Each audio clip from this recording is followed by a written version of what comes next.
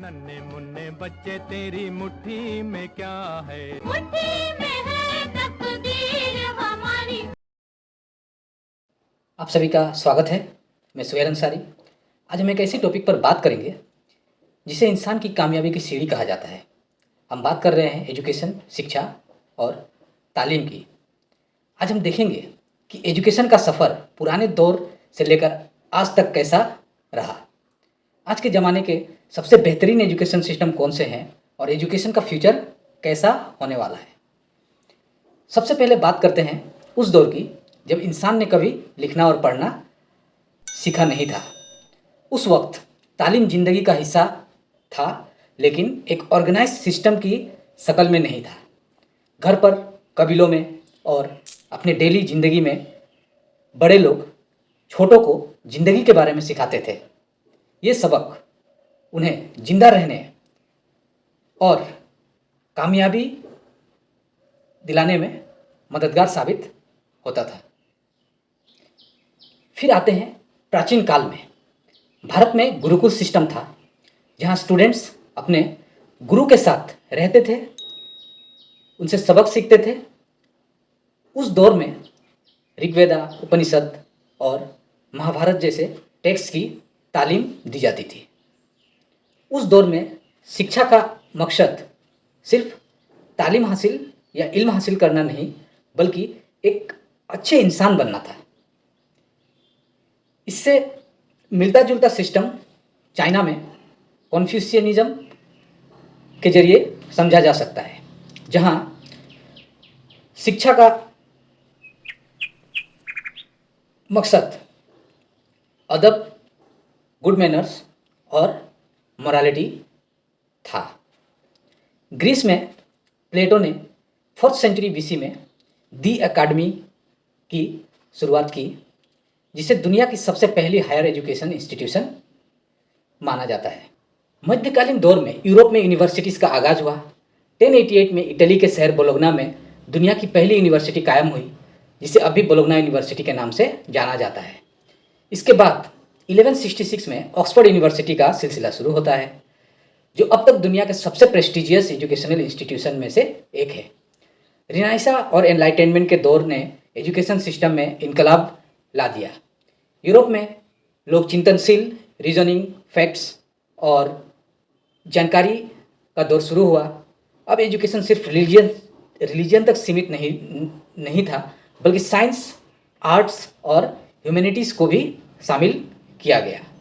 16th century में Martin Luther, John Calvin और Johannes बगनहेगन ने यूनिवर्सल एजुकेशन का कॉन्सेप्ट दिया। 19th और 20th सेंचुरी में दुनिया भर में स्कूल सिस्टम्स का फैलाव हुआ। भारत में ब्रिटिश राज के दौरान लॉर्ड मैकले ने 1835 में इंग्लिश एजुकेशन का सिस्टम इंट्रोड्यूस किया, जो कि आज तक काफ़ी हद तक चला आ रहा है। 1947 में भारत के इंडिपेंडेंस के बाद देश के पहले एजुकेशन मिनिस्टर मौलाना अबुल कलाम आज़ाद और डॉक्टर सर्वपल्ली राधाकृष्णन जैसे लीडर्स ने इंडियन एजुकेशन सिस्टम दोबारा से तैयार किया, जिसमें सेकुलर और इंक्लूसिव एजुकेशन को अहमियत दी गई। इस दौरान AICTE, IIT और UGC जैसे बड़े संस्थानों की नींव रखी गई।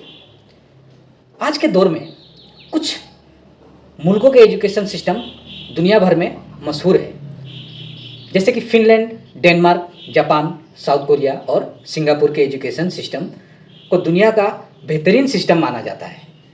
फिनलैंड और डेनमार्क का सिस्टम खास तौर पर स्टूडेंट्स की क्रिएटिविटी और वेलबींग पर ज़्यादा जोर डालते हैं। वहाँ का मकसद स्टूडेंट को सिर्फ एग्ज़ाम में मार्क्स हासिल करना नहीं, बल्कि उन्हें ज़िंदगी के हर पहलू में कामयाबी दिलाना है। इसी बीच आप लोगों को ये बता दें कि फिनलैंड और डेनमार्क दुनिया के सबसे खुशहाल देशों में से टॉप में है 2024 वर्ल्ड हैप्पीनेस इंडेक्स के रिपोर्ट के अनुसार। तो इन देशों में खुशहाली भी सबसे ज़्यादा है और इनकी एजुकेशन सिस्टम भी बहुत अच्छी है।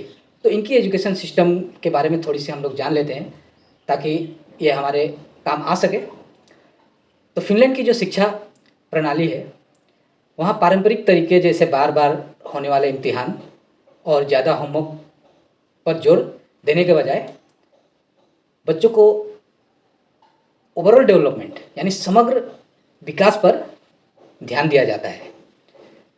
छात्रों को किशोरावस्था तक कोई स्टैंडर्ड एग्जामिनेशन या टेस्ट देनी नहीं पड़ती।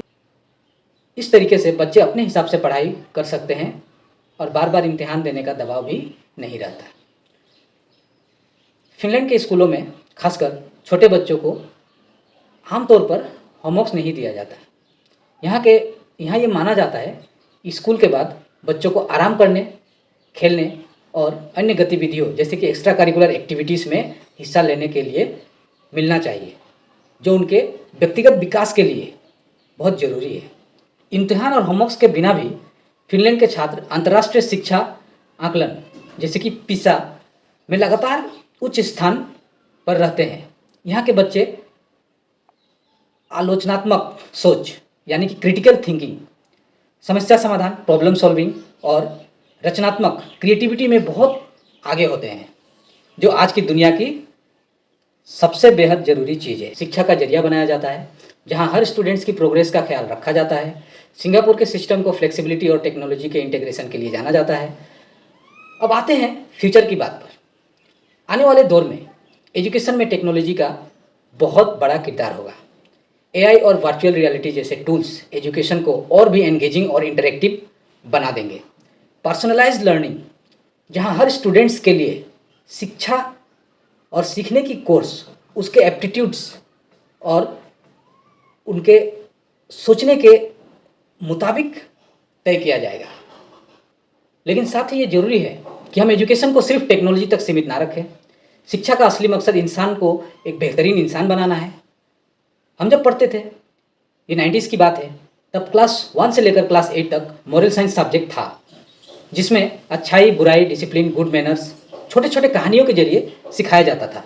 पर न जाने कहाँ गए वो दिन और कहाँ गए वो लोग। किसी भी देश के शिक्षा प्रणाली को सक्सेस होने के लिए बहुत सी चीज़ों की ज़रूरत पड़ती है। हमारे प्रोजेक्ट में हमने 5 स्तंभ बनाए हैं, 5 पिलर्स ऑफ एजुकेशन, जिससे कि शिक्षा व्यवस्था को मजबूत किया जा सकता है।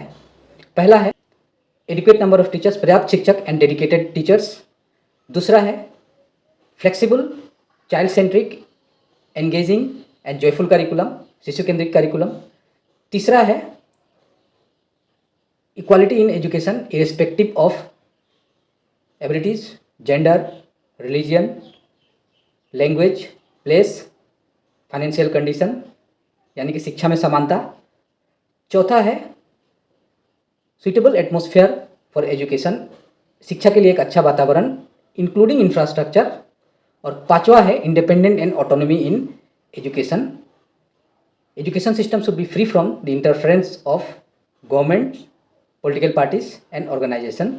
एजुकेशन सिस्टम में सरकारें, राजनीतिक दल और संगठनों का हस्तक्षेप नहीं होना चाहिए। यह है हमारे प्रोजेक्ट के हिसाब से 5 ऐसे पिलर्स जिसे लागू करने से किसी भी देश का शिक्षा प्रणाली बहुत ही मजबूत हो सकता है। हमें उन वैल्यूज़ पर जोर देना चाहिए जो हमारी इंसानियत को मजबूत बनाती है। ये था एजुकेशन का एक छोटा सा सफ़र, पुराने दौर से लेकर आज तक और आज के बेहतरीन एजुकेशन सिस्टम से लेकर फ्यूचर की एजुकेशन तक। अगर आपको ये वीडियो पसंद आई हो तो लाइक ज़रूर करें, अपने दोस्तों के साथ शेयर करें और कमेंट में अपने सोच को रखें। और एक सवाल आपको देते जा रहे हैं जिसके बारे में हमने बताया नहीं, आप लोगों से जानना चाहते हैं कि who invented the concept of modern school. Modern school के कॉन्सेप्ट को किसने इन्वेंट किया। जब हम लोग छोटे थे तो अक्सर हमारे दोस्तों से ये बात करते थे कि आखिर ये स्कूल बनाया किसने, काश वो मिल जाता। तो ये सवाल आज भी मौजूद है। आशा करते हैं आप लोग ज़रूर बताइएगा कि who invented the modern school concept. और हमारे प्रोजेक्ट का जो लक्ष्य है पूरे दुनिया में शांति, खुशहाली और एकता का, उस काम में हम लोग लगे रहेंगे। ज़्यादा से ज़्यादा लोग हमारे साथ जुड़ेंगे।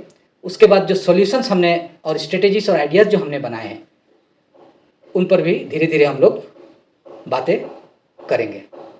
तो बहुत ही आशा के साथ धन्यवाद, गुड बाय, अपना ख्याल रखिएगा। बीचक दाना दाने ऊपर दाना